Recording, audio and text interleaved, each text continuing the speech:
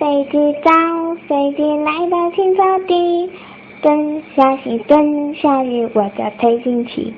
天际的一只纸飞机悄悄滑翔，落在了月的怀抱。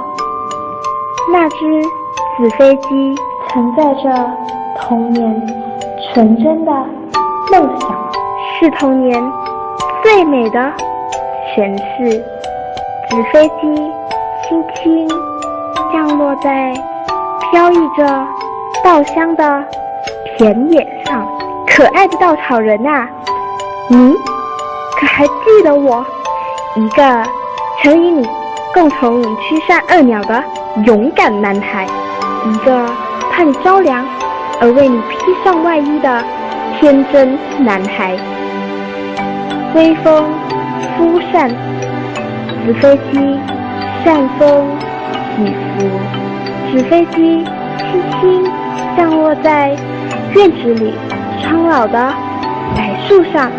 和蔼的槐树爷爷，您可还记得我？一个整天与你踮脚比高的无知少年，一个喜欢与你嬉戏玩耍的顽皮少年。童年的纸飞机，你勇敢地飞吧，要永远盘旋在天际。我会想你的羽翼，只因梦想是没有终点的旅行。